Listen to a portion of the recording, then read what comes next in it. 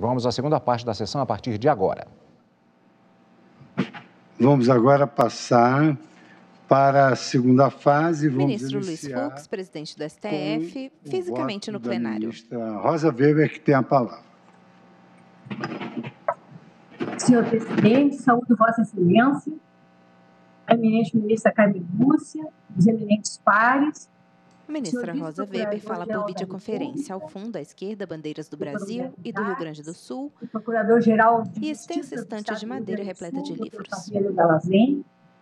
E todos os que na tribuna virtual fizeram uso da palavra com invulgar brilho, já foi destacado por todos, no enfrentamento da sensível questão posta nesse recurso extraordinário que vem do Rio Grande do Sul. E a todos me permito cumprimentar na pessoa das doutoras Débora de Lima, que falou pelo IDCCRIM, e a doutora Marina de Souza, pelo IDDD, ambos institutos que participam do feito na condição de amici curia. Minha saudação especial ao eminente relator, por mais esse voto brilhante e prenhe de sensibilidade. Como se viu, esse recurso extraordinário foi manejado pelo Ministério Público Gaúcho e aqui aportou via agravo para destrancá-lo, o que aconteceu com seu provimento e com subsequente reconhecimento de repercussão geral ao tema. Nele se discute a ilicitude de prova obtida a partir de revista íntima de visitante de estabelecimento prisional, proclamada na origem por ofensa ao princípio da dignidade da pessoa humana e na proteção ao direito à intimidade, à honra e à imagem.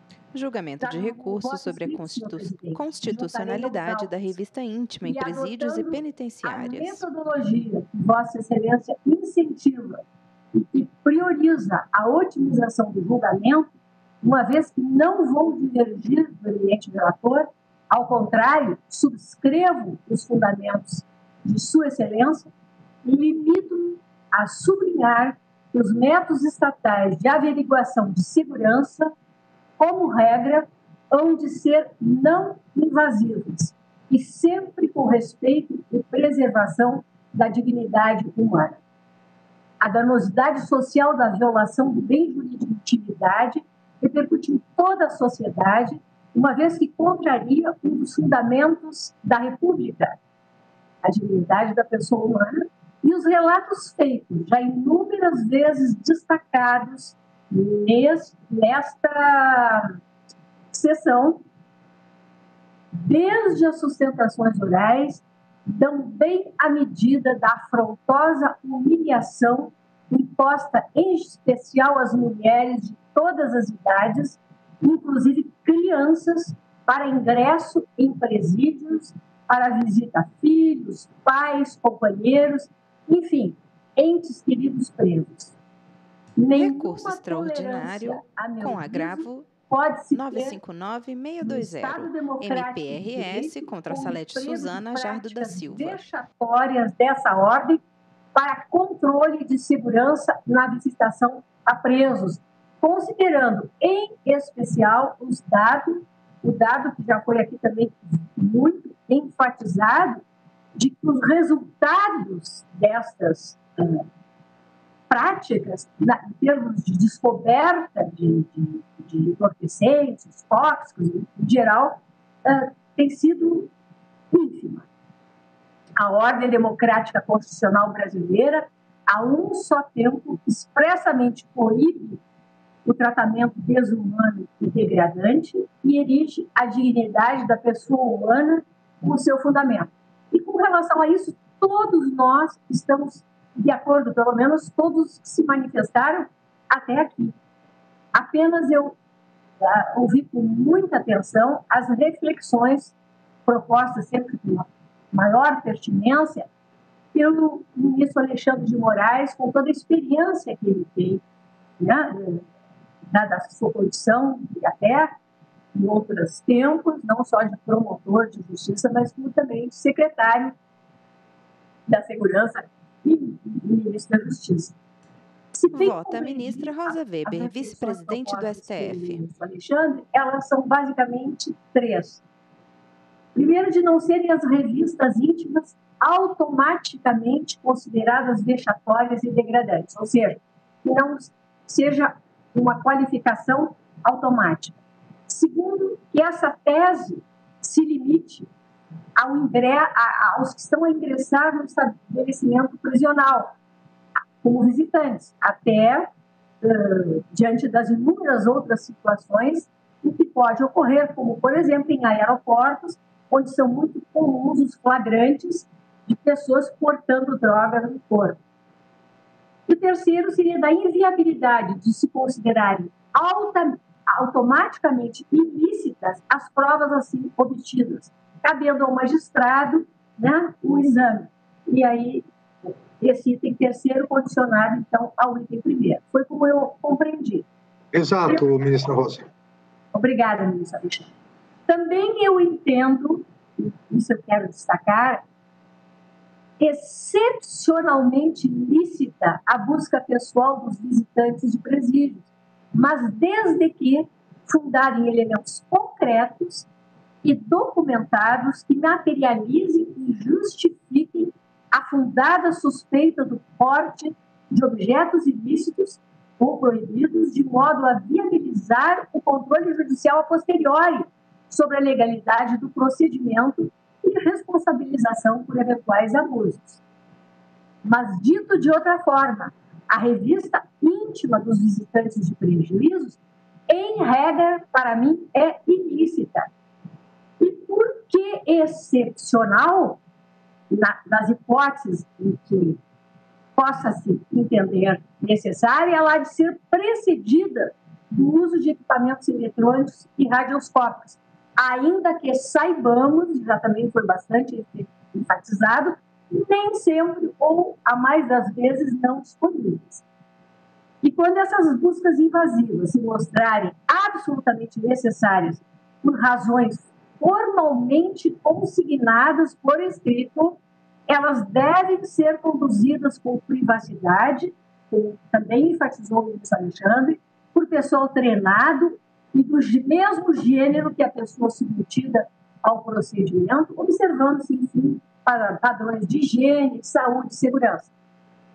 E, em consequência, a ilicitude da prova ela há de resultar da ilicitude da revista íntima, que é a regra geral.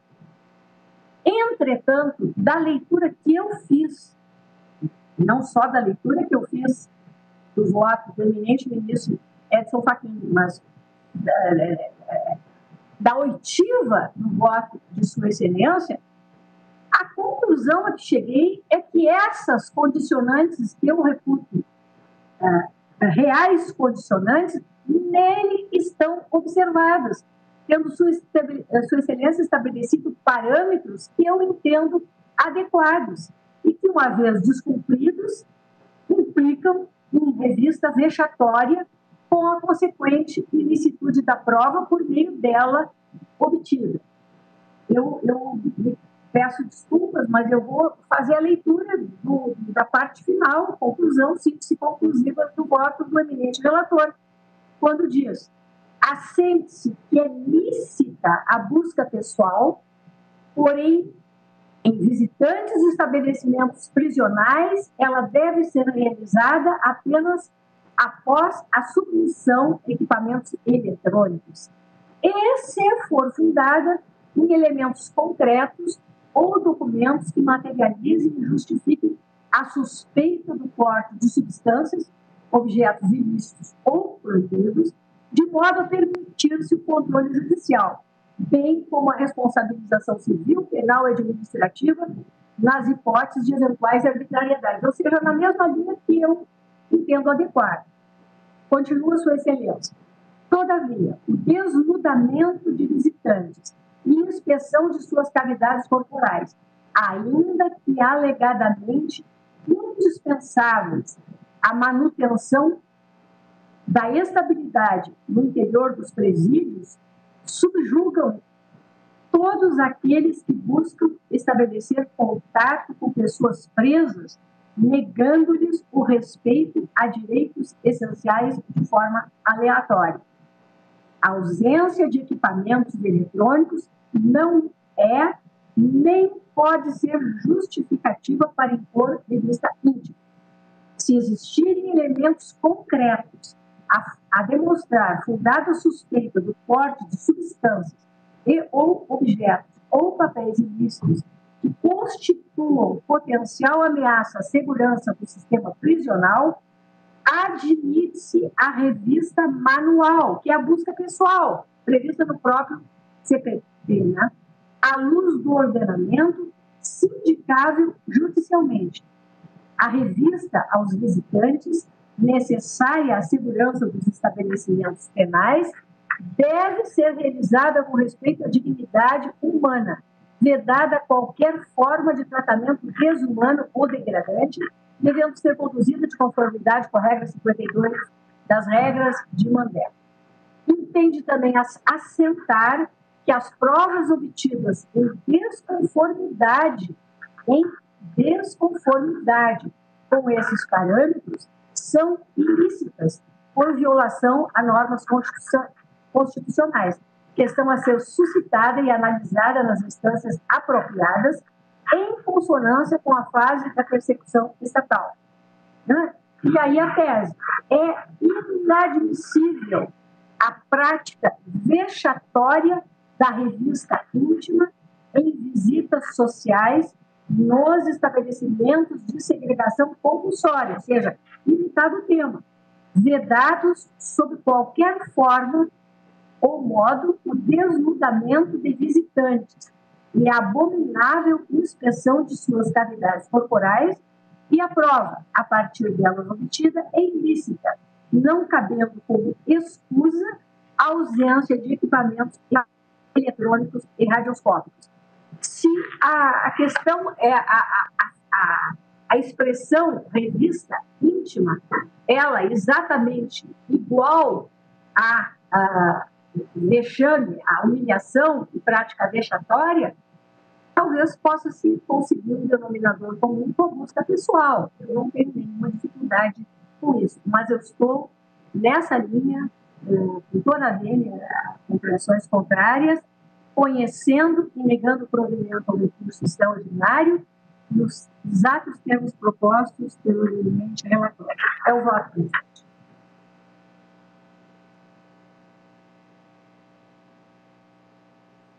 Julgamento de recurso sobre a constitucionalidade da revista íntima em presídios e penitenciárias. Sem som, presidente. Sem som, presidente.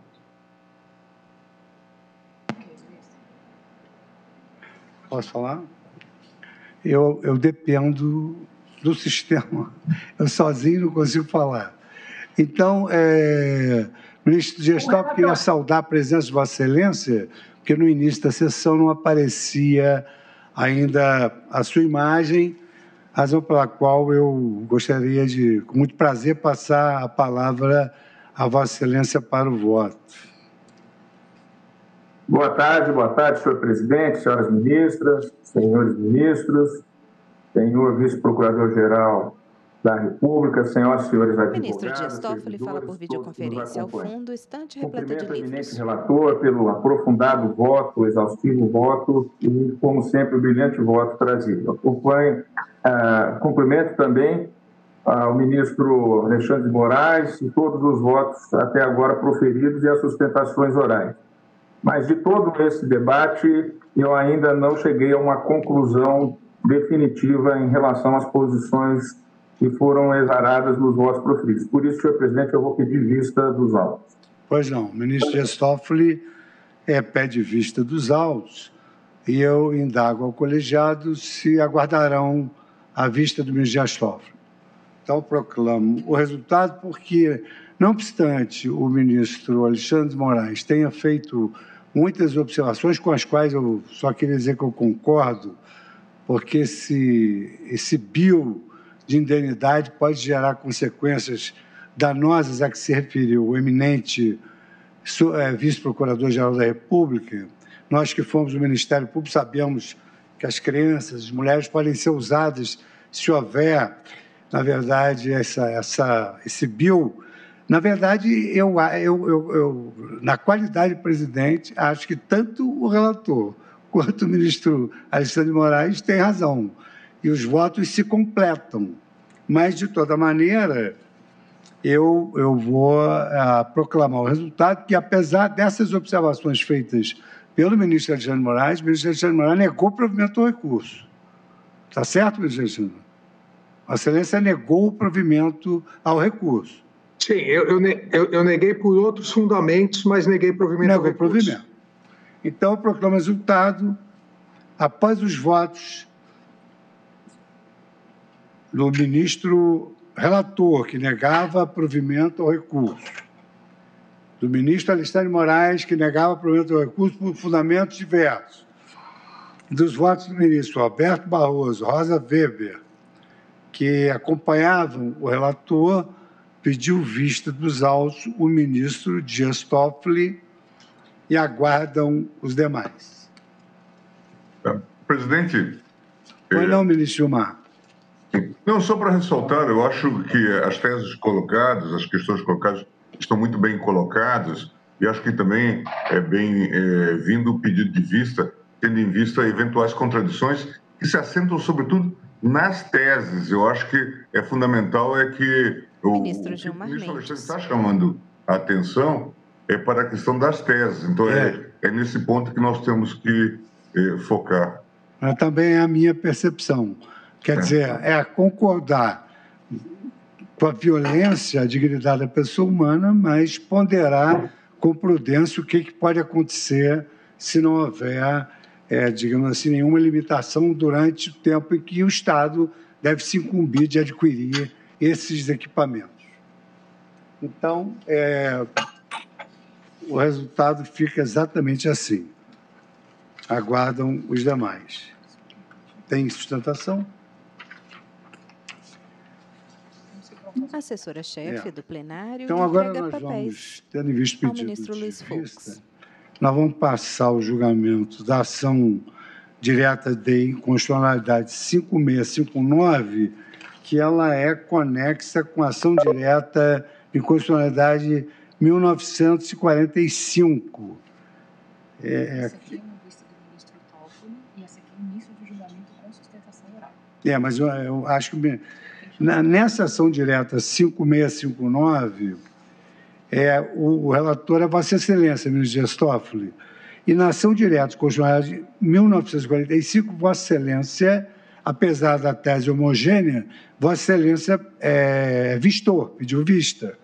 Mas, pelo que eu fui informado pelo gabinete de Vossa Excelência pretende iniciar pela ação direta de inconstitucionalidade, o que vai acarretar com que eu faça ingressar no recinto dos advogados, dos feitos, vamos ter que ouvir relatório de sustentação oral, seguindo aí a escolha de Vossa Excelência.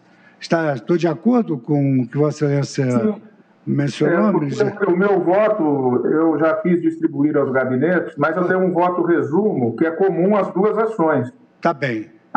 Então Vossa Excelência, deve levar no máximo 20 minutos, é um voto resumo rápido. Então, eu posso fazer, eu abro com os relatórios, sustentações orais, e Vossa Excelência vai, então, votar de maneira uniforme para os dois feitos. Isso. Tá bem. Muito obrigado, ministro Dias Toffoli.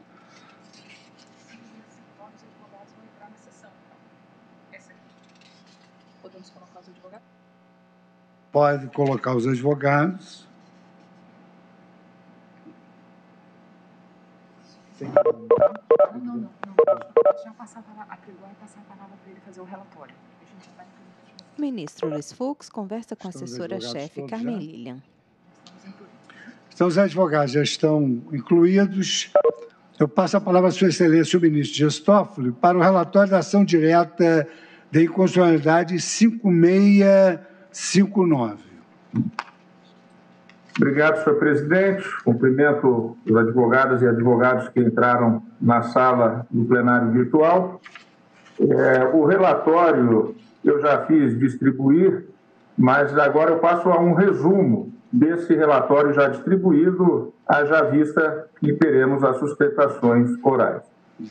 Portanto, digo que trata-se de ação direta de inconstitucionalidade com pedido de medida cautelar ajuizada pela Confederação Nacional de Serviços, com o objetivo de que seja declarada a inconstitucionalidade do artigo 2º da Lei Complementar Federal 87 de 96 e do Decreto 46.877 de 2015 do Estado de Minas Gerais, bem como a inconstitucionalidade parcial sem redução de texto do artigo 5º da Lei 6763/75 e do artigo 1º, incisos 1 e 2 do Decreto 43.080 de 2002, ambos daquela unidade federada, a fim de se excluir das hipóteses de incidência do ICMS as operações com programas de computador software.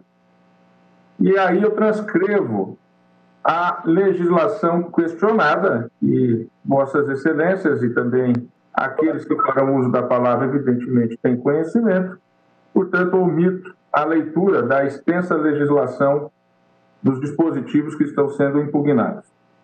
Indo mais adiante, nesse já resumo de relatório, digo que a requerente alegou ter legitimidade ativa, nos termos do 103.9, diz também estar presente o requisito da pertinência temática, já vista que a tributação impugnada atinge diretamente os interesses de grande parte das empresas filiadas às federações vinculadas à autora. Ressalta que, dentre essas empresas, encontram-se prestadoras de serviços técnicos de informática e similares, que praticam operações com programas de computador software realizadas ou não por transferência eletrônica de dados. Alega que, com o advento do Decreto 43.080, passou-se a prever no Estado de Minas Gerais a incidência do ICMS sobre as operações com programas de computador.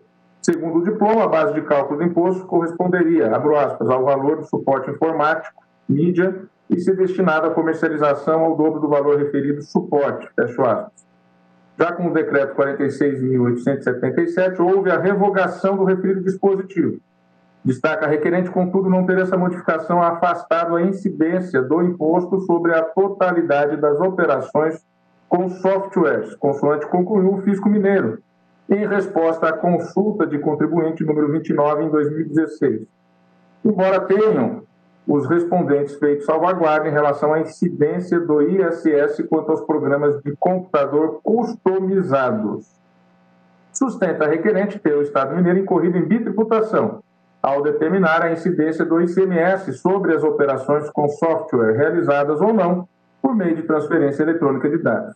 Segundo sua compreensão, a elaboração, o licenciamento e a cessão de direito de uso de programas de computador seriam serviços tributáveis pelo ISS, nos termos da Lei Complementar número 116 de 2003, Lei Complementar Federal, subitens 1.01, 1.02, 1.04, 1.05, 1.07 e 1.08 da lista anexa à referida Lei Complementar Federal de 2003.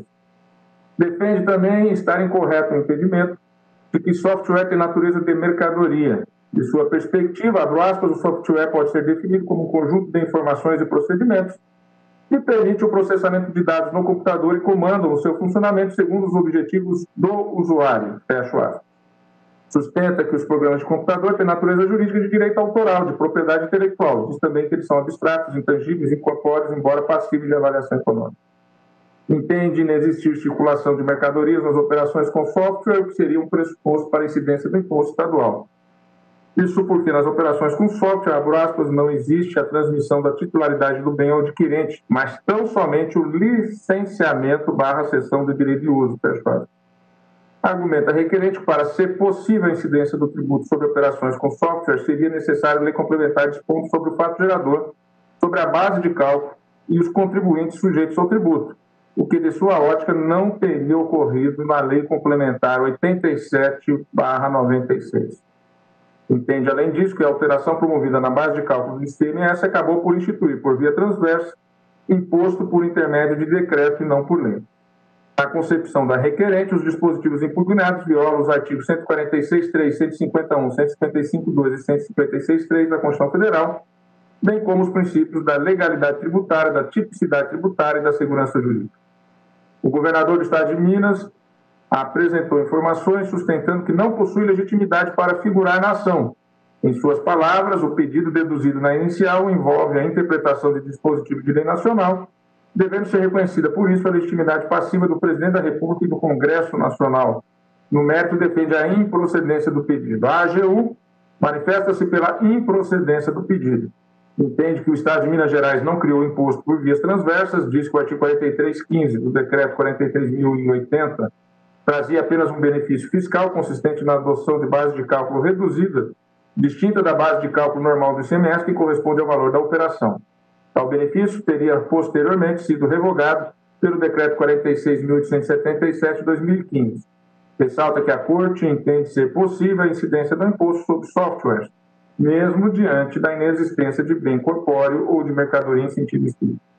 O presidente do Congresso Nacional apresentou informações a dos incisos que a Corte, no exame da referida ação direta, já se posicionou no sentido de admitir a possibilidade de incidência de ICMS sobre programas de computador. A Assembleia Legislativa do Estado de Minas Gerais igualmente apresentou informações, argumenta não ser possível a declaração de inconstitucionalidade sem redução de texto do caput do artigo 5º da Lei Mineira 6763, pois trata-se de dispositivo que reproduz a letra da própria Constituição Federal. A Presidência da República também encaminhou informações, diz que a Corte tem o entendimento de que os softwares, ainda que qualificados como bens incorpóreos e adquiridos por meio de transferência eletrônica de dados, podem e devem ser alcançados por conceito constitucional e legal de mercadoria. A PGR opina pela improcedência do pedido, informa que a incidência do imposto estadual sobre operações relativas à compra e venda de software ocorre por força do artigo 5º da Lei Mineira 6763 e do artigo 2º da Lei Complementar 87. Sustenta que as alterações promovidas pela Lei Complementar 157 diz que apenas o subitem 1.05, abro aspas, cuida de programas de computador e se refere a licenciamento ou cessão de uso, fecha aspas, devendo ser esse subitem compreendido na esteira da jurisprudência do STF como licenciamento ou cessão de uso de software de encomenda. Este é o resumo do relatório já previamente distribuído. Sofre pela brevidade, síntese e que torna possível Ministro Luiz Fux, presidente do STF, o uso da palavra. Então, eu convido para falar pela Confederação Nacional de Serviços, doutor Ricardo Oliveira Godoy, que é disporado o tempo de 15 minutos como requerente.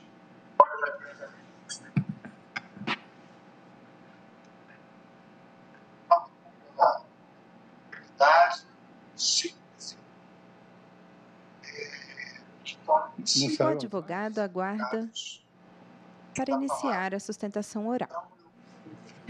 Julgamento conjunto, ADI 1945 e ADI 5.659. A minha.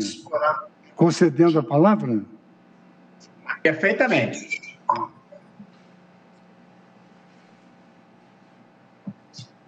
Excelentíssimo senhor ministro Luiz Fux, excelentíssimo senhor ministro relator Dias Toffoli, excelentíssima senhora ministra relatora Carmen Lúcia, o advogado fala por videoconferência ao fundo, paredes em tons de cinza.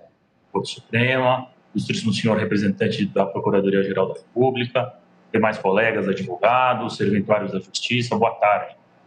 Antes de mais nada, gostaria de deixar clara minha honra e minha emoção, minha primeira sustentação oral nesse plenário, ainda que de forma virtual.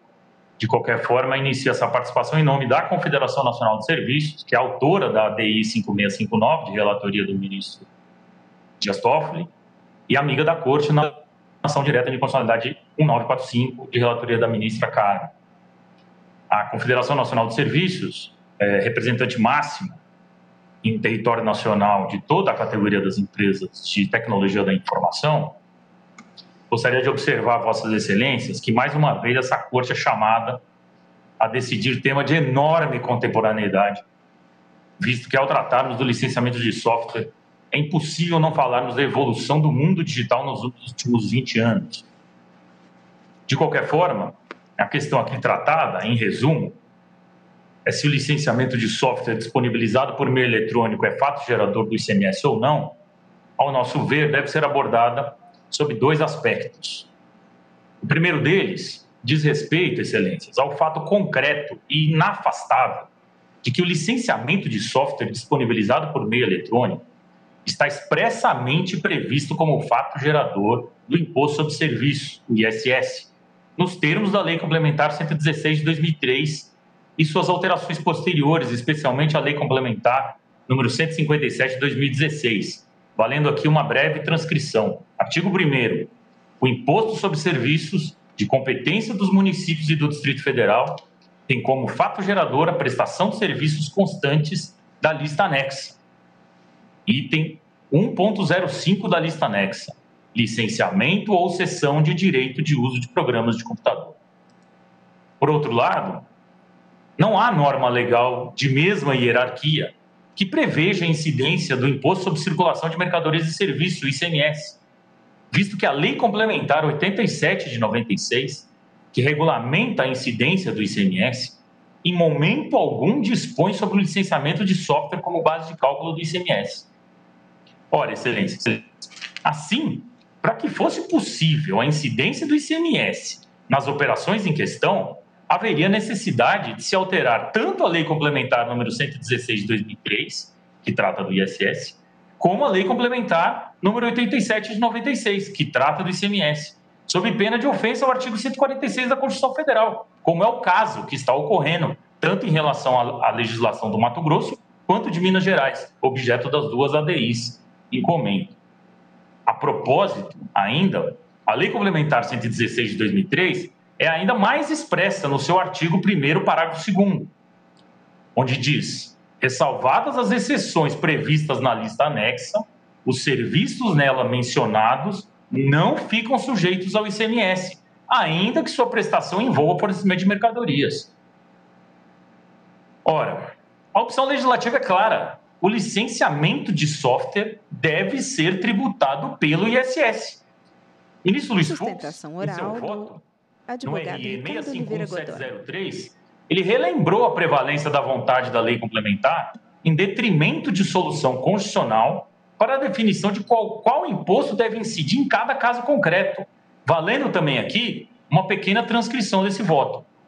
Deveras, abre aspas, deveras, muito embora a materialidade dos impostos pressuponha o reconhecimento de conceitos mínimos, o processo de definição de qual imposto deverá incidir no caso concreto deve tomar como ponto de partida a solução oferecida pela lei complementar. STF julga processos que tratam da incidência de ISS e ICMS em diversas áreas de atuação econômica, como farmácias de manipulação objeto e software. Do julgamento. Os ministros, excelentíssimos ministros Marco Aurélio e Ricardo Lewandowski, alertaram em seus votos, naquela época, sobre a ausência de lei complementar para exigir ICMS sobre operações com software. Aliás, quando da propositura da ADI 1945, que ela é de 98, ou seja, de 1998, 22 anos atrás, também não havia ainda a Lei Complementar 116 do ISS, que é de 2003, e que somente em 2003 passou a prever expressamente a incidência do ISS sobre o licenciamento de software. Ou seja, naquela oportunidade até talvez pudesse justificar a propositura da ADI, mas, a nosso ver, a legislação atual já superou esse entendimento. Pensar diferente, excelências, seria permitir, ao arrepio do artigo 156, inciso 3º da Constituição Federal, a bitributação dessa atividade, bem como a invasão de competência legislativa. A bitributação e o conflito de competência entre estados e municípios, excelências, apenas reforça a necessidade de solucionar a questão via lei complementar, nos termos do artigo 146, inciso 1 da Constituição, a qual, conforme já visto, é a Lei Complementar 116 de 2003. Na dúvida de qual imposto deve incidir, impera a vontade do Poder Legislativo, em detrimento de eventual interpretação judicial, pois somente no Congresso Nacional se faz possível o amplo debate democrático em busca da correta solução ao conflito de competência. Daí porque a Constituição, em seu artigo 146, reservou à lei complementar a solução desses conflitos. Cabe ao Poder Judiciário, evidentemente, verificar se foram respeitados pelo legislador os sentidos mínimos extraídos da Constituição na concepção de cada imposto, sendo certo que a imaterialidade do software guarda estrita relação com o conceito constitucional de serviços, e não com circulação de mercadoria. Mas isso veremos adiante rapidamente. De qualquer forma, excelências, esse entendimento sobre o conflito de competência, sobre a prevalência da Lei Complementar 116, ele tem sido também o entendimento de todas as decisões do Tribunal de Justiça de São Paulo, que reiteradamente tem decidido nesse sentido, conforme as decisões já relacionadas nos nossos memoriais que foram entregues a vossas excelências. Ultrapassada essa questão de natureza formal, o segundo aspecto que gostaríamos de abordar também é que não há como se admitir a incidência do ICMS sobre as operações com software realizadas mediante disponibilização eletrônica de dados, seja via download, via streaming, na nuvem, pois não existe qualquer característica capaz de acarretar a sua efetiva circulação. Leia-se como circulação a transferência de propriedade e, por consequência, a incidência do ICMS. Esse colendo do Supremo Tribunal Federal entende que a incidência do ICMS pressupõe a transferência de propriedade. Entendimento esse que foi recentemente reafirmado em sede de repercussão geral no agravo em recurso extraordinário número 1.255.885, em agosto de 2020. Pedido vênia, mais uma vez, para uma pequena transcrição da ementa. Ementa, recurso extraordinário com agravo, direito tributário, ICMS, deslocamento de mercadorias, estabelecimentos de mesma titularidade localizados em unidades federadas distintas, ausência de transferência de propriedade ou ato mercantil, circulação jurídica de mercadoria. Ocorre que as atividades de software, especialmente com software eletrônico, por se materializarem através de um contrato de licença de direito de uso, nos termos da Lei do Software, que é a Lei 9.609 de 98, e da Lei de Direitos Autorais, a Lei 9.610 de 98, não envolvem transferência de propriedades. Assim, ainda que se pretendesse uma eventual caracterização como mercadoria digital, com a qual a Confederação Nacional de Serviços não concorda, ainda assim, a imaterialidade de um software eletrônico, de um lado, e a ausência de transferência de sua propriedade, por outro, somadas, evidentemente, ao disposto nos artigos 146, 155 e 156 da Constituição Federal, e, mais uma vez, da própria Lei Complementar 116 de 2003, atraem a incidência do imposto municipal e, a um só tempo, afastam por completo a tributação pelo ICMS. Por fim, excelências, e a fim de sequer usar todo o tempo que me foi deferido, em homenagem até ao adiantado da hora, é importante destacar que a jurisprudência desse colendo do Supremo Tribunal Federal, há muito tempo, firmou-se no sentido de que o ICMS só pode incidir sobre o suporte físico do software, que é a mercadoria corpórea, o antigo disquete, o pendrive, o CD-ROM, a caixinha onde o software era comercializado, algo que não existe mais. Por conseguinte, na transferência eletrônica, em que não há mercadoria física, tampouco transferência de titularidade, só há que se falar na incidência do ISS. Assim, excelências, Confederação Nacional de Serviços pugna pela procedência de ambas as ações, seja pela existência de da Lei Complementar 116 de 2003, já definindo expressamente que as operações com software encontram-se sujeitas ao ISS, seja pela bitributação, invasão de competência e ofensa à hipótese de incidência do imposto estadual, sendo evidente, assim, que a legislação, tanto de Minas Gerais quanto do Mato Grosso, padecem de vício de inconstitucionalidade em razão da ofensa aos artigos constitucionais já citados. Sustentação oral feita pelo advogado Ricardo Oliveira Godoy. Inciso 1, 152, 155, inciso 2 e 156, inciso 3, todos da nossa Constituição Federal. Agradeço imensamente a oportunidade e encerro essa sustentação oral, desejando a todos muita saúde. Obrigado. Muito obrigado, doutor Ricardo Oliveira Godoy.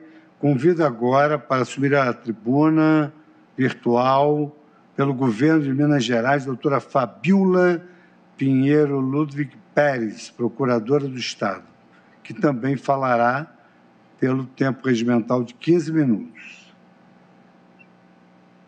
excelentíssimo senhor ministro presidente, excelentíssimo senhor ministro Luiz Fux, excelentíssimo senhor ministro relator Dias Toffoli, excelentíssimo senhor, demais senhores ministros que compõem esse colendo Supremo Tribunal Federal.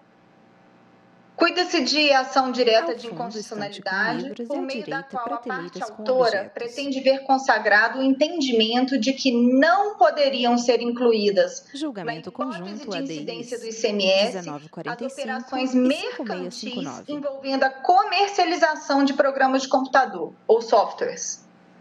Bem, afirma a autora na inicial que os softwares não se enquadrariam no conceito de mercadoria por serem bens incorpóreos.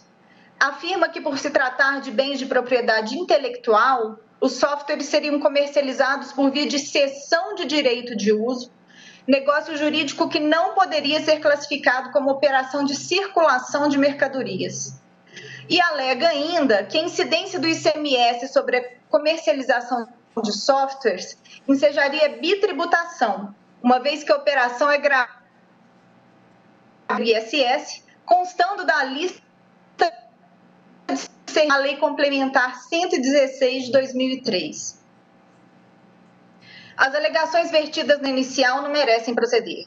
Não há razão nenhuma para que se considere que os softwares produzidos em série e comercializados em larga escala no varejo não sejam considerados como mercadorias somente porque são bens incorpóreos. Uma interpretação sistemática da Constituição induz a conclusão de que devem se incluir no conceito de mercadorias todos os bens móveis destinados ao comércio, sejam eles corpóreos ou incorpóreos, como é o caso dos softwares. É interessante notar, quanto ao ponto, que mesmo que nos atenhamos à concepção de mercadoria advinda do direito privado, observaremos que já no Código Comercial de 1850, que era vigente na época da promulgação da Constituição, o conceito de mercadoria abrangia tanto bens corpóreos como bens incorpóreos. O antigo Código Comercial, além dos bens móveis e semoventes, enumerava bens imateriais, como ações, papéis de crédito e outros bens intangíveis consentâneos com a realidade da época, no rol daqueles bens sujeitos aos atos de comércio. Ou seja, há quase 200 anos, o Código Comercial já incluía os bens imateriais como bens passíveis de mercancia, permitindo assim classificá-los como mercadorias. De toda forma, esse tema da inclusão dos softwares, bens imateriais, no conceito de mercadorias, não é novo na jurisprudência desse egrégio Supremo Tribunal Federal, que ainda na década de 90 admitiu a incidência do ICMS sobre o chamado software de prateleira. É bem verdade que, inicialmente, entendeu este tribunal ser necessário que o software estivesse materializado num bem tangível, num CD-ROM, por exemplo, num disquete, para que se sujeitasse à incidência do ICMS sobre mercadoria, que então era entendida como bem corpóreo. Anos mais tarde, porém, ao apreciar a medida cautelar na ADIM que ora se irá julgar, consciente das profundas inovações tecnológicas que impactavam a vida da sociedade, essa mesma colenda corte afirmou que o conceito de mercadoria também haveria de sofrer os impactos das inovações trazidas pelo progresso. Reconheceu que a mudança na realidade fática afeta a interpretação do texto constitucional. Chancelou, assim, naquela ocasião, por ocasião do julgamento da cautelar da presente ADIM, o Supremo Tribunal Federal, a incidência do ICMS sobre operações com softwares, que são bens imateriais e parte do patrimônio intelectual de seus desenvolvedores, desde que se tratasse de operações com programas de computador produzidos em série e comercializados no varejo. Incluiu, portanto, esta corte os softwares no conceito de mercadorias. Avançando um pouco mais no debate, surge a necessidade de superar a alegação versada na inicial de que os softwares, como bens imateriais e direitos autorais, seriam explorados economicamente através de licenças ou cessões de direito de uso, que não se incluiriam no conceito de circulação. A circulação, segundo se alega, pressuporia a transferência da titularidade das mercadorias para ocorrer. Bem, é necessário que a jurisprudência, que muitas vezes é fato, relaciona as operações de circulação de mercadoria aos negócios jurídicos que implicam na transferência da titularidade de bens, esteja atenta às várias formas jurídicas de direito privado, das quais esses mesmos negócios jurídicos que implicam a transferência de titularidade de bens podem se revestir.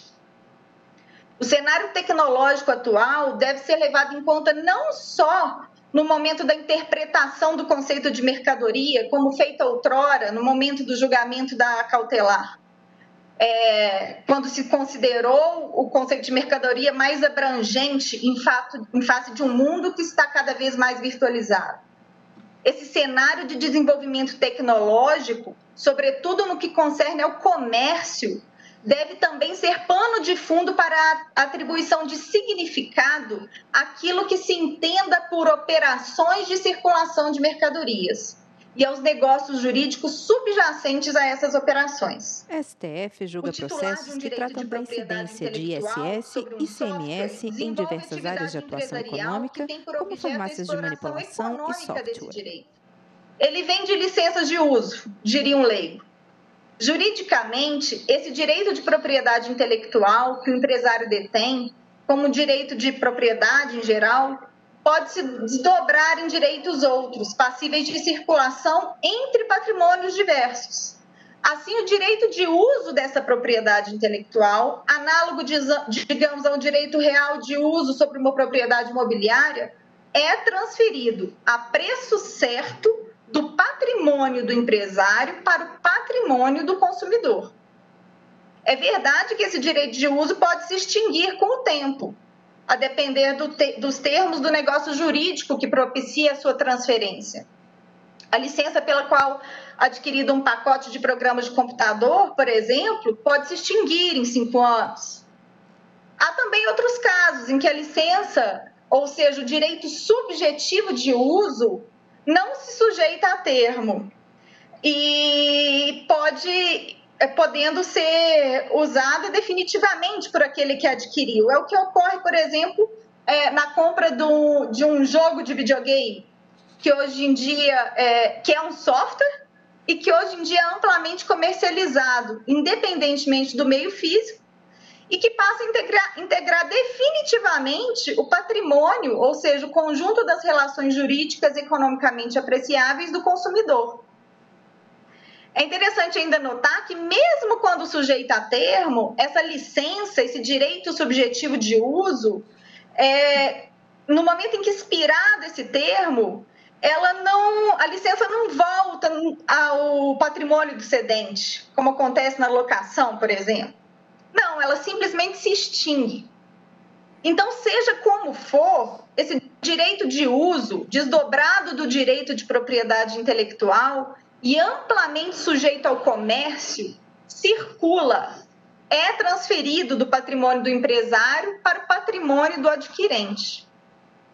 Há de se ter cuidado com o nominalismo. Os nomes arbitrados às coisas não definem o que elas realmente são.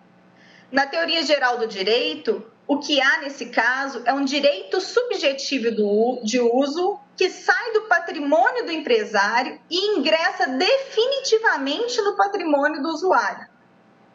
Pois bem, chame-se isso licença, compra e venda de cessão de uso, cessão de uso por prazo determinado ou qualquer outro nome que o tráfego da vida privada vier a conferir ao negócio, o que se tem é um direito subjetivo. E os direitos subjetivos, nesse caso, são bem móveis, nos termos do artigo 83 do Código Civil, que passa onerosamente de um patrimônio a outro, aperfeiçoando, portanto, de forma clara o fato gerador do ICMS. Por fim, cabe ainda ressaltar que não procede a alegação de que a incidência do ICMS sobre operações com software implicaria em bitributação. De fato, encontram-se indicados no item 1 da lista dos serviços tributados pelo ISS os serviços de informática e congêneres. Nos subitens que se seguem, ou seja, nos subitens relacionados a essa prestação de serviços de informática, são arrolados o licenciamento e a cessão de direito de uso de programas de computação. Não se pode inferir que essa lista, ao afirmar tributável pelo ISS o licenciamento e cessão de direito de uso de programas de computação, o esteja fazendo à margem da existência de qualquer prestação de serviço pelo contribuinte. Assim, o licenciamento ou cessão de uso de programas de computação previstos na lista anexa à Lei Complementar 113 estão associados às chamadas operações mistas, que envolvem tanto a prestação de serviços como a circulação de mercadorias. E o artigo 155 da Constituição estabelece que, estando essas operações mistas previstas na lista anexa da legislação complementar que disciplina o ISS, elas estarão sujeitas à competência tributária dos municípios. Sustentação oral. Portanto, os serviços de informática previstos na lei do ISS, na Lei Complementar 116, eles dizem respeito à atividade de criação e de desenvolvimento de programas de informática personalizados, destinados exclusivamente a determinado consumidor para atender às suas necessidades. Após a prestação do serviço de elaboração do software, preparado a pedido e de acordo com as solicitações do consumidor, haverá, de fato, a cessão de uso desse programa. Mas o que prepondera inequivocamente é a prestação de serviço, a atividade intelectual, criativa, desenvolvida pelo prestador do serviço e posta à disposição do cliente. STF julga processos que tratam da incidência de ISS e ICMS em diversas áreas de atuação econômica, como farmácias de manipulação e software. Indistinta de usuários e comercializados no varejo. Vamos lembrar mais uma vez do exemplo dos jogos de videogame, que bem esclarecem o contexto do caso.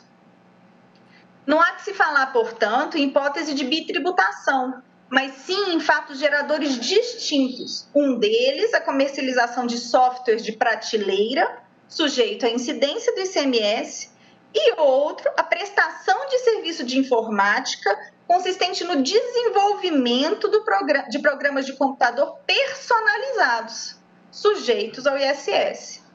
Assim, por todo o exposto, por serem os softwares mercadorias sujeitas à circulação econômica, requer o governador do Estado de Minas Gerais que seja julgado improcedente a presente ação direta de inconstitucionalidade. Agradeço pela atenção, é o que tínhamos a colocar. Muito obrigado, doutora Fabiola Pinheiro, Ludwig Pérez. Agora temos 3 amici curia. Eu convido para falar pela Associação Brasileira de Empresas de Tecnologia da Informação, Brascom, o doutor Enzo Alfredo Pellegrino Megozzi, que falará pelo tempo regimental 10 minutos. Excelentíssimo ministro Luiz Fux, presidente deste egresso Supremo Tribunal Federal, excelentíssimo ministro Dias Toffoli, relator desta ação direta de inconstitucionalidade, excelentíssimas ministras Carmen Lúcia, relatora da ADI 1945, julgada em conjunto com a presente ação direta, excelentíssima ministra Rosa Weber, demais excelentíssimos ministros componentes desse plenário do Supremo Tribunal Federal, excelentíssimo vice-procurador-geral da República, doutor Humberto Jacques de Medeiros, caros colegas que me antecederam dessa tribuna, a todos os meus sinceros cumprimentos, registrando a honra de fazer parte desta discussão perante a Suprema Corte.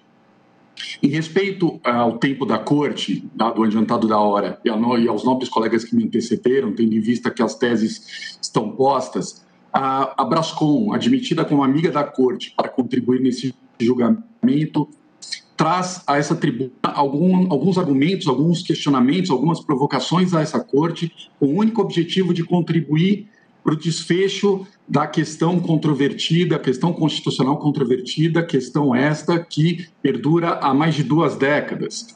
E controvérsia essa que é o correto regime jurídico tributário a ser aplicado às operações com licenciamento e uso de programas de computador, softwares.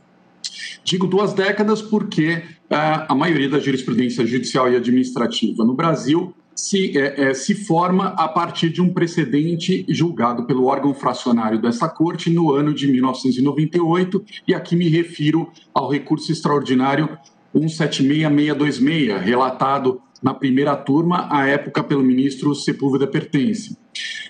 Naquela ocasião, era um recurso oriundo do Tribunal de Justiça do Estado de São Paulo, recurso interposto pela Procuradoria do Estado de São Paulo. Registre-se aqui, e isso é bastante importante, a ocasião, a Procuradoria do Estado de São Paulo foi vencida na discussão, porque o recurso não foi conhecido pela primeira turma, e àquela ocasião a Procuradoria do Estado de São Paulo visava exatamente o que se visa hoje, que é tributar pelo ICMS as operações com licenciamento e uso de softwares. Àquela ocasião foram fixadas 2 premissas básicas. A primeira, sobre as operações de licenciamento de uso de software, e essa é a premissa mais importante, a incidência deve ser do ISS, já que está a se comercializar algo incorpóreo. De outro lado, se cogitaria da incidência do imposto estadual desde que cumpridos 3 requisitos: que aquele programa fosse posto no varejo indistintamente, que fosse colocado à disposição de todos os consumidores de maneira indistinta e, principalmente, houvesse a tradução daquele programa em uma mídia física, em um suporte físico. E aqui meu colega que me antecedeu já mencionou quais eram as formas de comercialização à época. Entretanto, Excelência, apesar a despeito da dicotomia apresentada nesse julgamento entre os chamados softwares de prateleira e softwares por encomenda, aquelas premissas data vênia, em nossa opinião, elas não podem ser aplicadas à situação que é posta em julgamento pela presente ação direta. E isso do ponto de vista fático e também sob o plano normativo. Sob o aspecto fático, em 98, se comercializavam softwares em caixas com a entrega do programa de computador em mídia física para utilização indistinta do adquirente. Hoje, STF julga processos que tratam da incidência de ISS e ICMS em diversas áreas de atuação econômica, como farmácias de manipulação e software. Se materializando sem qualquer transferência eletrônica de dados. Como exemplo, temos o que se chama de software as a service, o software como serviço, modalidade em que o cedente da licença disponibiliza ao adquirente uma série de plataformas e estruturas de conexão, permitindo que o adquirente da licença acesse o programa de computador, bastando que tenha acesso a um terminal de computador, sem que haja necessariamente a transferência eletrônica de dados.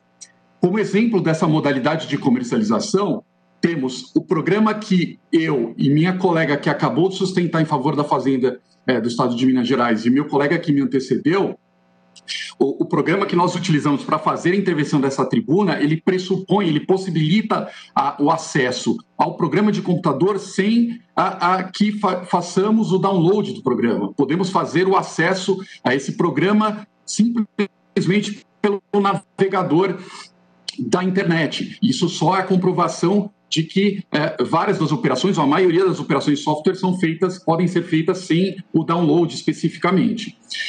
De qualquer maneira, uma coisa é certa, Excelências, qualquer que seja a modalidade de comercialização da licença de software, não há transferência de titularidade, que é o requisito exatamente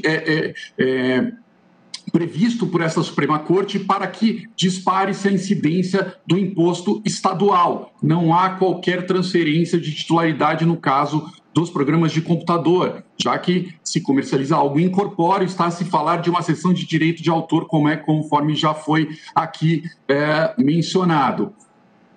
Do ponto de vista normativo, as premissas do julgamento de 98 também não se aplicam, uma vez que, como já se citou, o julgamento foi realizado sob um contexto normativo absolutamente distinto, já que em 98 não existia a Lei Complementar 116, que no ano de 2003, por intermédio da inclusão do item 1.05, a lista anexa, previu expressamente que o licenciamento e a cessão de uso de programas de computador está apta a fazer incidir o imposto municipal.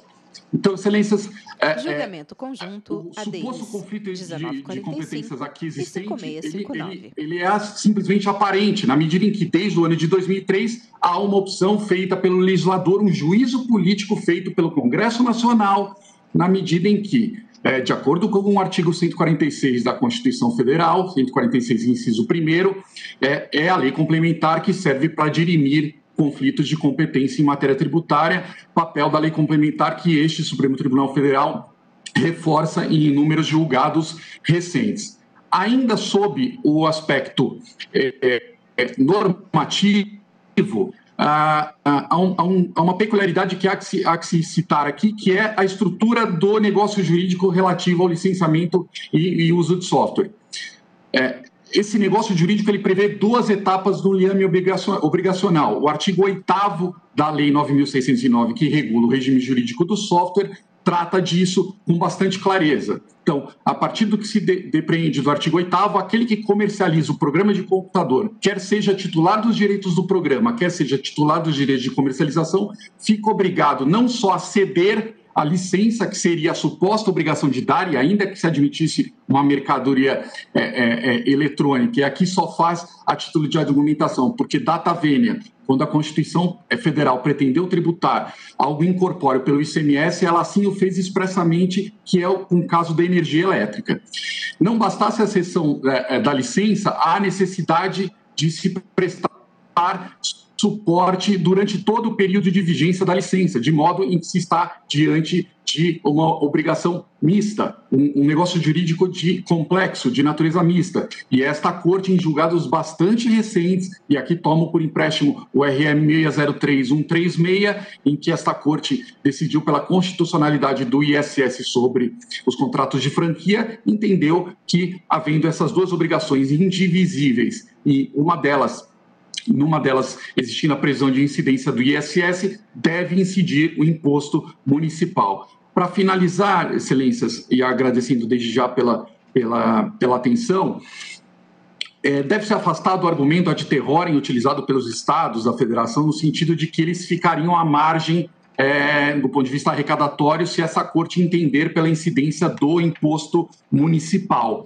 Esse argumento, ele não corresponde à verdade dos fatos, na medida em que, com o advento das conexões 5G, da denominada internet das coisas, temos em nossas casas, em nossos escritórios, uma série de bens em que neles existem diversos softwares cujo valor monetário é muitas vezes superior ao valor do próprio bem. E nem por isso se cogita, e aqui falo de carros autônomos, carros, smartphones, refrigeradores, e nem por isso se cogita da incidência do ISS sobre essas operações. E não se cogita por uma simples razão, está a se falar de mercadoria no sentido na acepção do termo do ponto de vista constitucional e nos termos da jurisprudência desta Corte. Então, por todas essas razões, uma decisão dessa Corte que implica a incidência do ICMS, ao contrário, retirará dos cofres municipais um valor bastante expressivo recolhido pelo setor nos últimos anos, que, acreditando na da Lei Complementar 116, recolheu o ISS sobre esses valores. São essas as razões pelas quais se pugna pela declaração de inconstitucionalidade da legislação mineira e da inconstitucionalidade sem redução de texto do artigo 2º, inciso 1º da Lei Complementar 8796. Agradeço pela atenção de Vossas Excelências. Boa tarde. Boa tarde, muito obrigado, doutor Enzo Alfredo. Passo agora a palavra e convido para assumir a tribuna virtual o doutor Saul Torim Leal, que falará pelo amigo Escura Empresa Brasileira de Empresas de Software, ABES. Senhor presidente, em nome de Vossa Excelência, julgamento conjunto ADIs 1945 todo o tribunal. 5659. Apenas uma geração muito especial de constituintes era capaz de fazer o que foi feito com os municípios na Constituição de 88. O artigo 1º da Constituição Federal, o comando que abre a Carta Cidadã, ele finca entre nós o pacto federativo, a indissolubilidade da nossa federação, e o faz trazendo os municípios para essa equação, no misto de idealismo e coragem, que nenhuma Constituição anterior foi capaz de fazer.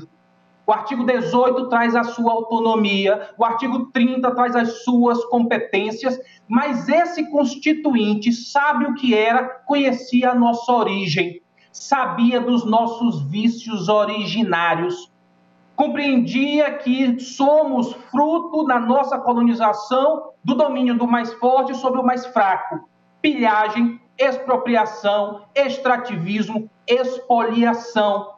Exatamente por saber desse vício em nossa origem, é que o Constituinte inseriu, no artigo 34, inciso 5º, a linha B, o seguinte comando: a União Federal pode intervir no Estado que não faça o repasse para o município de sua arrecadação tributária prevista em lei. Sustentação oral feita pelo advogado Saul Tourinho Leal.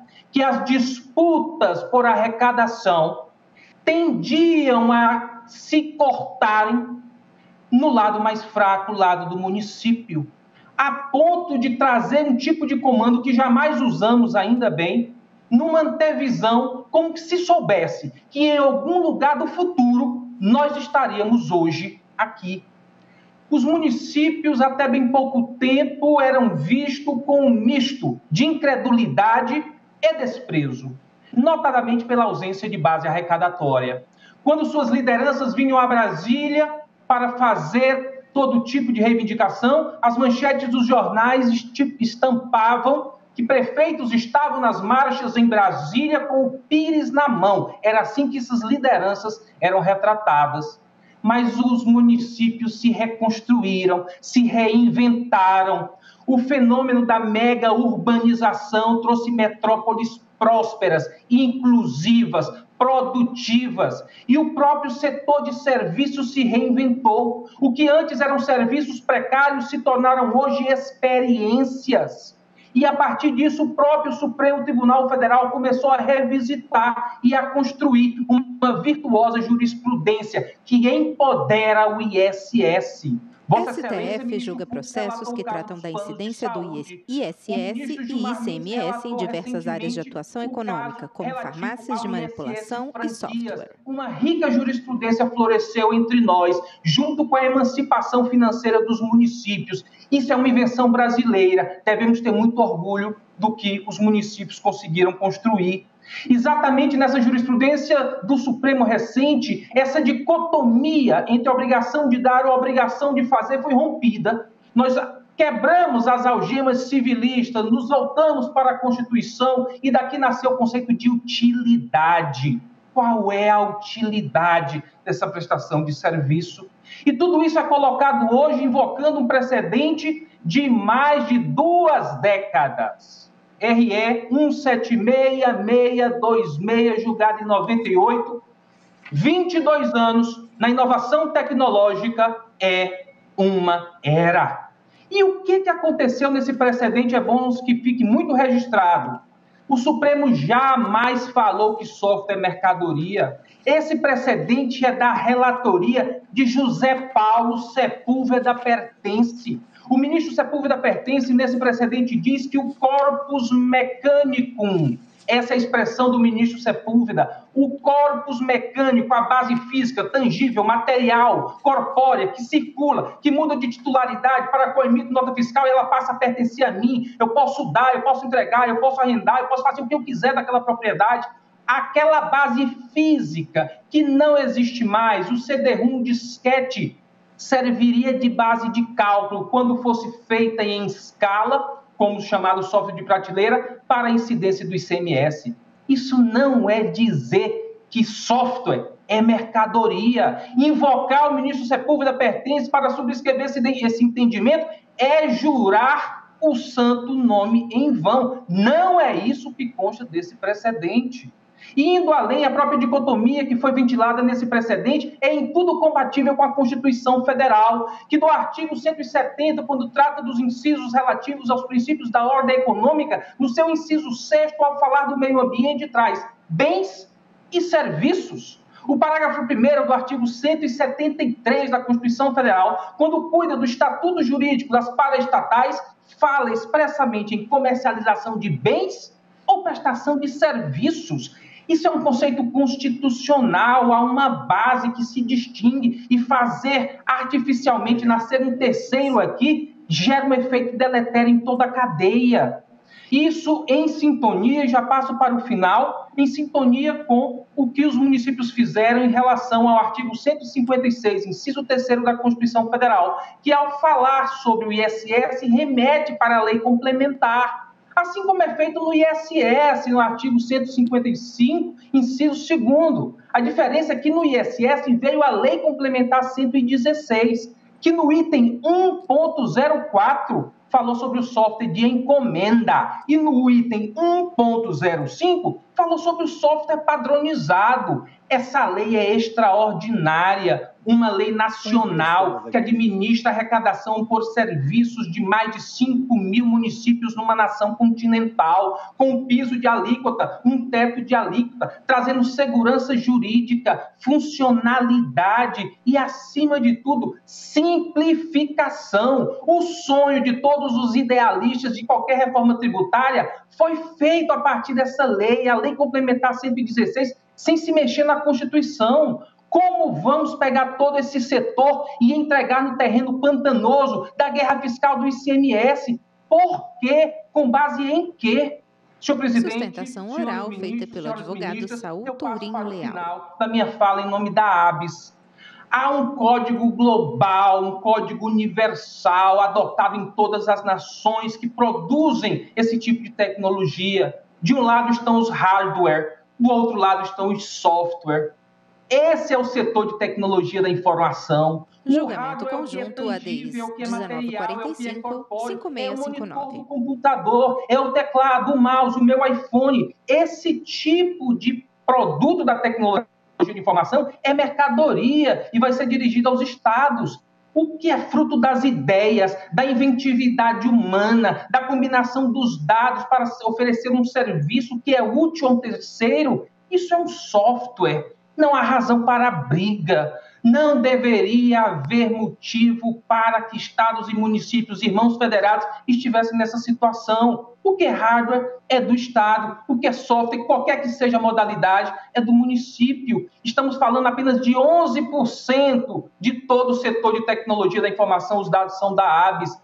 E 11% é o que resulta da arrecadação por software. Todo o restante está entregue para outras formas de arrecadação. E faço agora, subscrevendo e encerrando, faço aqui coro as palavras do colega que me antecedeu. O Brasil é uma nação respeitável de mais de 210 milhões de consumidores com poder aquisitivo e uma classe média exuberante. Nós estamos no limite do leilão do 5G. O 5G vai trazer a internet das coisas. O relógio que o ministro Gilmar Mendes tem no pulso, um Apple Watch, é um hardware. Como assim será a geladeira? Como assim será o carro? As impressoras 3D darão asas à imaginação, fabricando todo tipo de produto físico, tangível, cuja arrecadação vai para os estados e não para os municípios. Senhores ministros, quando as águas sobem, todos os barcos se elevam. A arrecadação para ambos, os municípios estão de parabéns, fizeram o dever de casa, se emanciparam financeiramente, conquistaram sua libertação fiscal, tem uma base de arrecadação pelos softwares, por qualquer que seja a titularidade,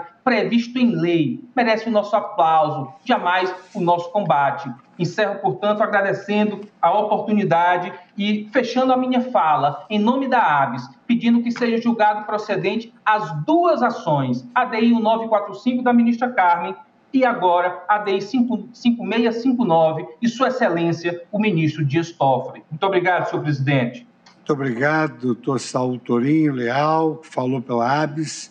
E agora eu passo a palavra ao último Zamit Curia, Associação Brasileira das Secretarias de Finanças, a ABRASF.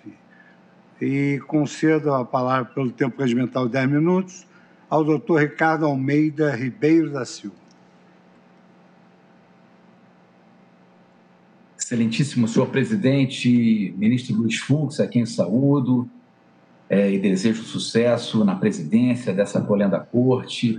Excelentíssimo senhora ministra Carmen Lúcia, Rosa Weber, excelentíssimos senhores ministros integrantes do plenário do Supremo Tribunal Federal, meus ilustres colegas que me antecederam, a todos os servidores e todos os que nos assistem nesse momento, num debate julgamento conjunto ADIs 1945 e 5659. Eu vou ser bastante breve e ressaltar apenas 2 pontos em relação a esse tema, que é muito caro à Brasf que gestou o projeto, a redação do projeto de lei que hoje se converteu na Lei Complementar 116 e que se tornou uma lei pacificadora e que o Supremo Tribunal Federal tem reconhecido seguidamente os seus comandos como comandos de pacificação e de prevenção de conflitos de competência, não só entre estados e municípios, mas também as dúvidas que podem acontecer na incidência tributária em relação aos contribuintes.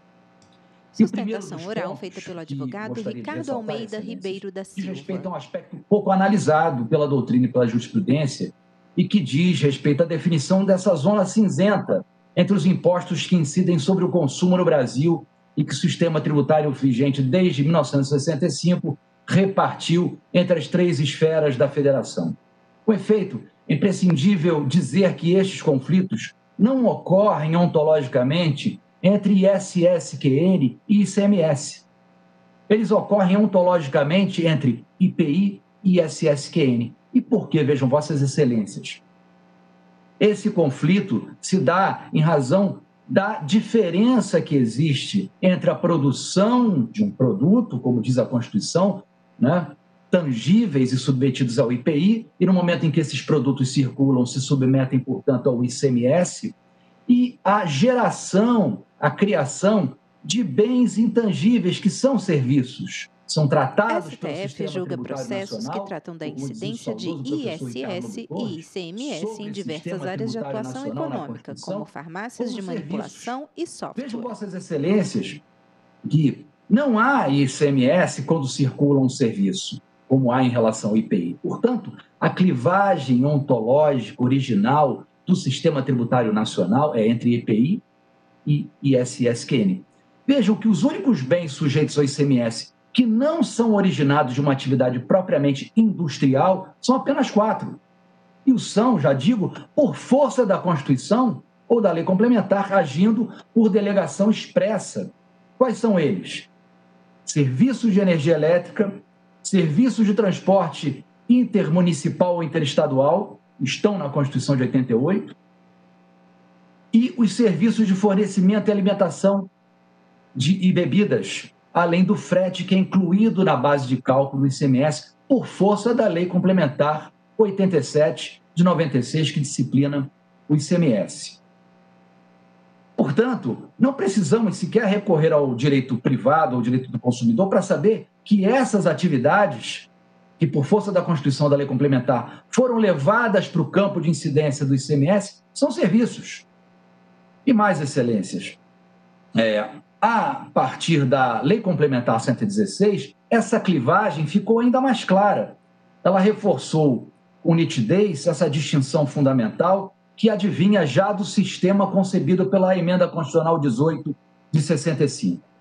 A Lei Complementar 116 destaca, por exemplo, o beneficiamento, o recondicionamento, a lavagem, a recauchutagem, a plastificação, incondicionalmente como serviços, porque não são invenções, não são atividades industriosas, não criam produto, né?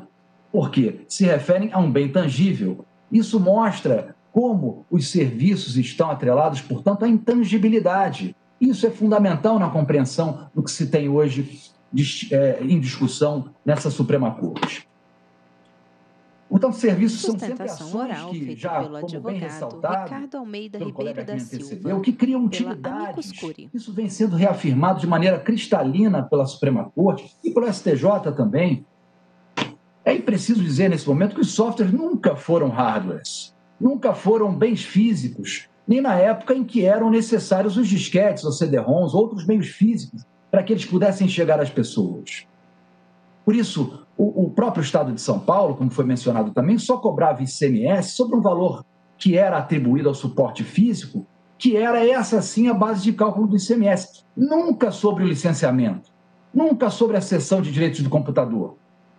Hoje, no momento em que a tecnologia tornou o consumo da atividade algo automático, que dispensa inclusive a intervenção da ação humana, como os uploads automáticos feitos em quaisquer dispositivos, como o uso remoto das facilidades e soluções informáticas, como já foi dito, os sistemas de software as a service, software as a platform e tantos outros, fica muito claro que não há qualquer sentido em buscar tangibilidade desses bens, que são ontologicamente imateriais. Só faltaria agora os estados pretenderem qualificar os bits ou os bytes, ou mesmo os elétrons, como transferência de mercadoria para os consumidores. Ora, excelência, nem a física quântica conseguiu enxergar os elétrons. Eu acredito que os estados não conseguem também enxergar os elétrons para qualificar essas atividades, né, esses bens intangíveis, como transferência de propriedade de mercadoria, operações relativas à circulação de mercadorias, como é a matriz constitucional do imposto que cabe aos estados. Eu tenho certeza que os estados que transformaram o ICMS no pior imposto do país, com guerra fiscal, alíquotas abusivas que chegam a 30%, 35%, com complexidade do seu sistema tributário, diferenciais de alíquota, declarações infindáveis, com fraudes, uma guerra fiscal interminável, como já foi muito bem colocado, certamente e é o tributo que mais atrasa a competitividade do país. Todos os relatórios mostram isso, o que representa hoje o ICMS para o país que precisa ser reformado. Os municípios fizeram o dever de casa, o ISSQN é um imposto simples, um imposto de fácil recolhimento, não há qualquer problema com relação a esses aspectos. Então, tenho certeza que os estados não enxergam os baixos serviços e muito menos os elétricos. E softwares excelentes no mundo inteiro é serviço. Será que só no Brasil nós vamos inventar algo diferente para isso?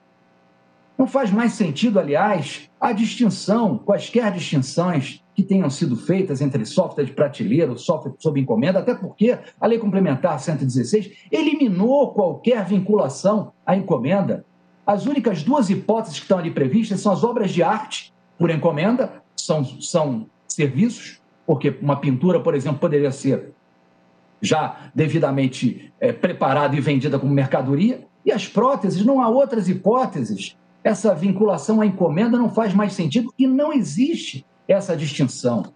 Portanto, ainda que não se concorde, e a discussão técnica, a discussão quanto ao caráter desses bens, à luz da Constituição, ela é bastante saudável, mas nós temos um critério hoje trazido pela lei complementar, um critério de segurança jurídica, que não vem só por força da vontade do legislador complementar, ela vem em razão de uma espécie de redundância da Constituição. A Constituição delegou à Lei Complementar Tributária Nacional, nessa hipótese, estamos diante de uma zona cinzenta, não há dúvida de que a questão aqui se insere nessa zona de aproximação entre mercadorias e serviços, e o critério que a Constituição estabeleceu 3 vezes, em 3 normas distintas, foi conferir ao legislador complementar a missão de dirimir os conflitos de competência. Não há dúvida. Se havia dúvida anteriormente, em razão da tecnologia não ter avançado, com o Decreto-Lei 406 de 68, que já tratava de processamento de dados, análise de sistemas e outros, na Lei Complementar 56 de 87, com a Lei Complementar 116 de 2003, é inequívoco. Eu não vou reler aqui os itens 1.04 e 1.05, que já foram lidos, né, cabalmente, que Vossas Excelências certamente conhecem a sua dicção. Um tratando da elaboração de programas de computador, esses sim, os serviços de encomenda, na ideia de encomenda, dos softwares customizados, e a outra, o 1.05, o licenciamento ou cessão de direito de uso de programas de computação, sem qualquer condicionamento a ser encomenda, não encomenda, customizado, especializado, único, exclusivo. Não há isso na lei complementar. Ela atribuiu exclusivamente a incidência do imposto sobre o consumo no Brasil ao ISSQN de competência municipal, até por uma questão de praticidade, de praticabilidade. O julgamento que se assistiu hoje, que foi interrompido, com pedido de vista do ministro Dias Toffoli, excelentíssimo senhor relator, da 5659, da ADI 5659, ponderou muito bem a questão dos detalhes de como se vai estabelecer protocolos na ação estatal. E a lei complementar, ela traz esse cuidado para se evitar exatamente a dúvida, a insegurança jurídica.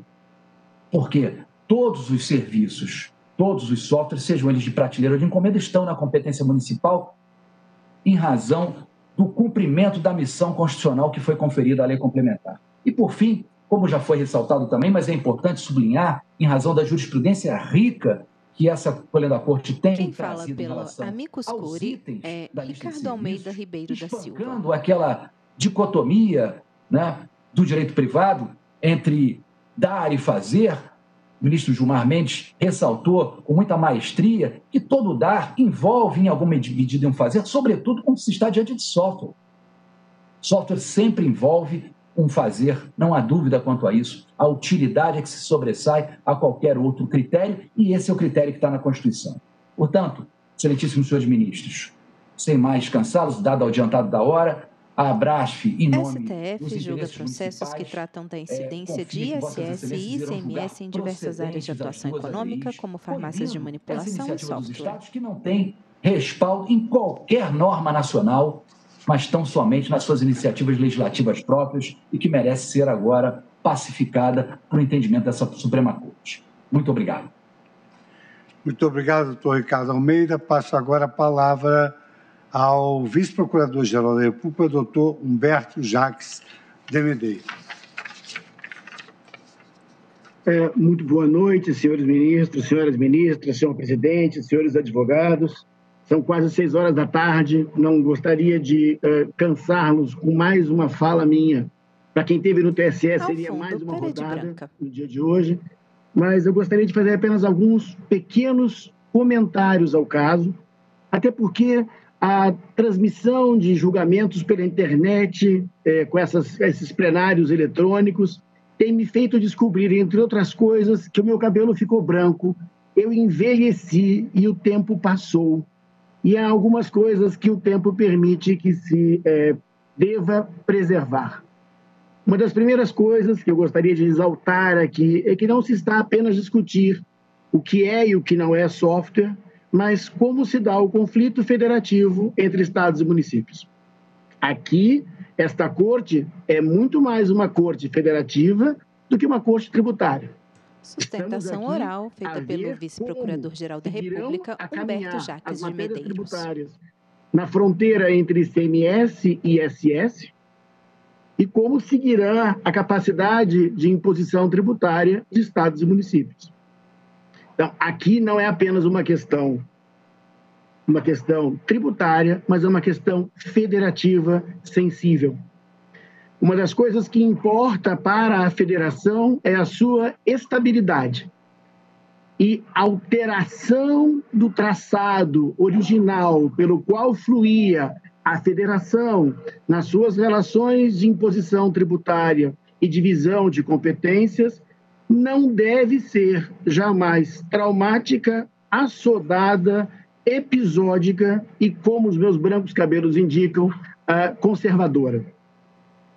O que eu gostaria de esclarecer é que a jurisprudência já assentada por este tribunal há muito tempo esclarece um parâmetro muito inteligente no divisor da fronteira sobre mercadorias e serviços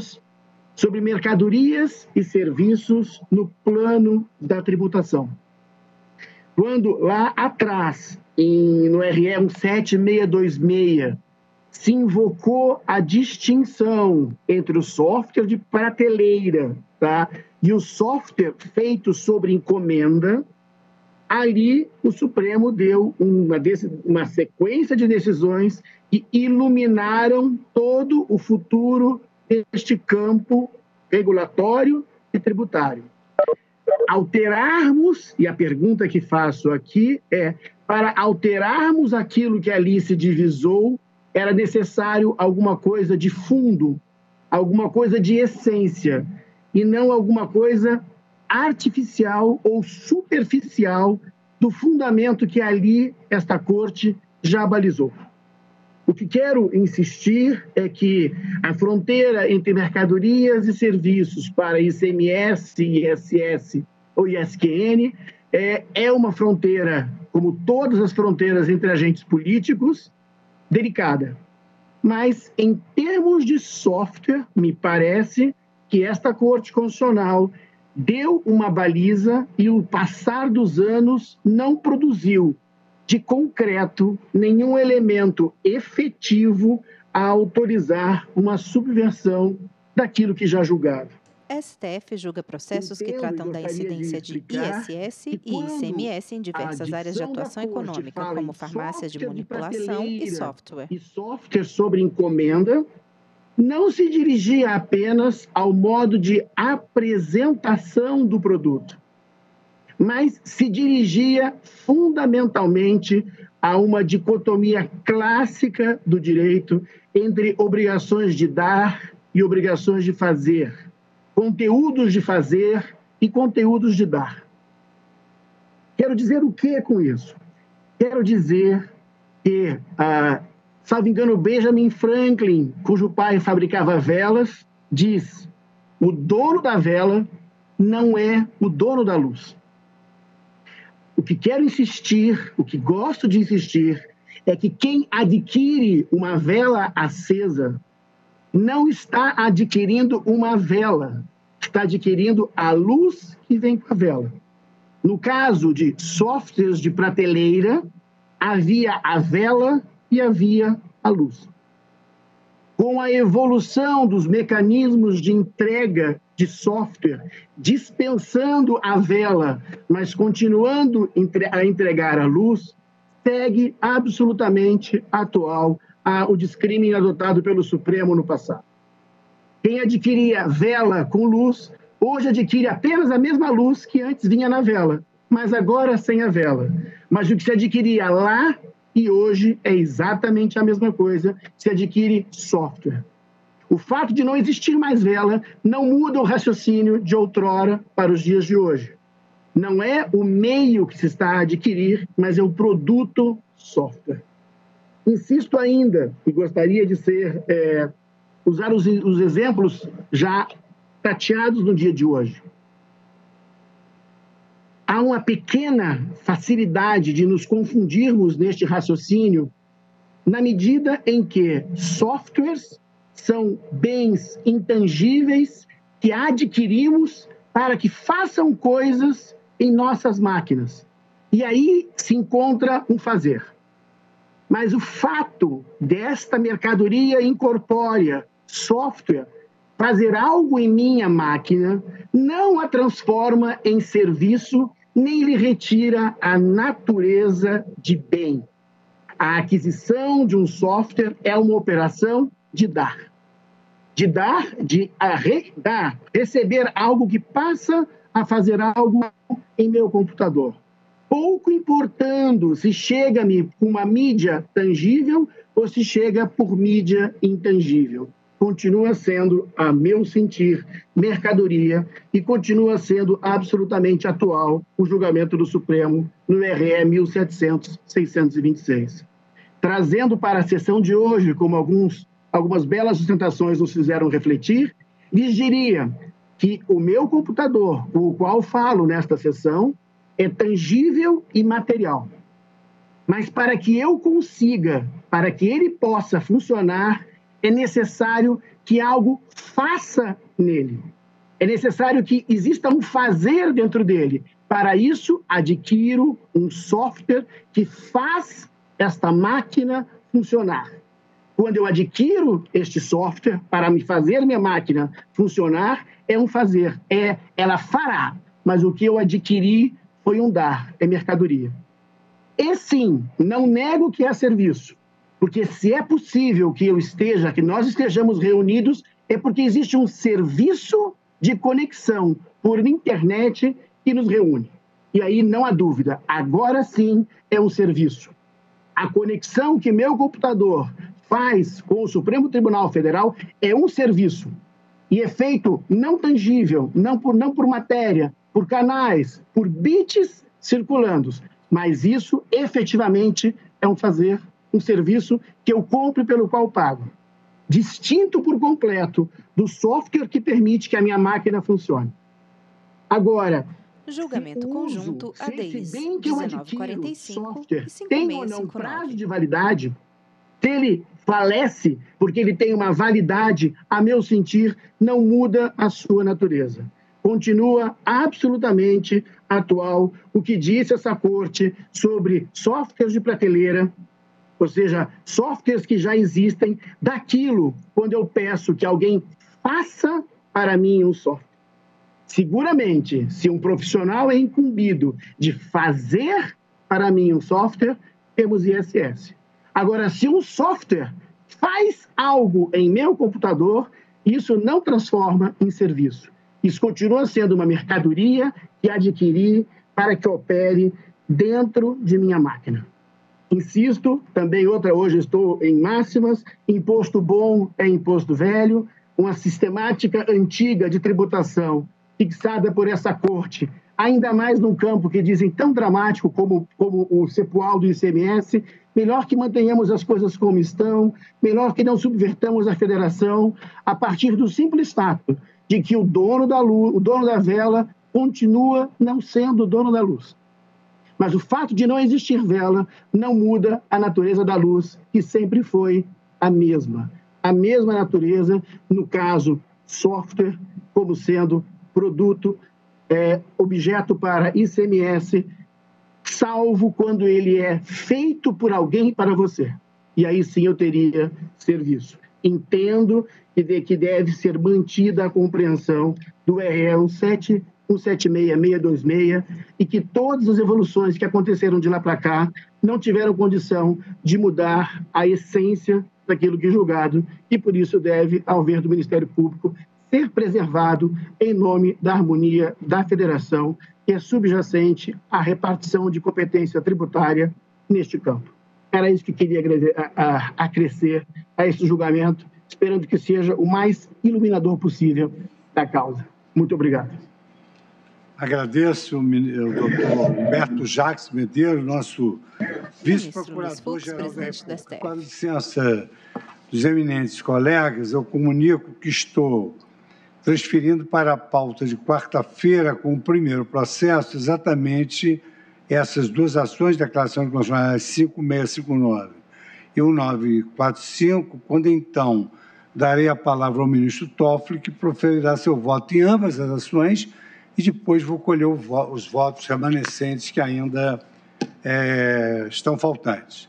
E agradecendo aos servidores, agradecendo a vossas excelências, desejando um bom fim de semana a todos, declaro encerrada a sessão.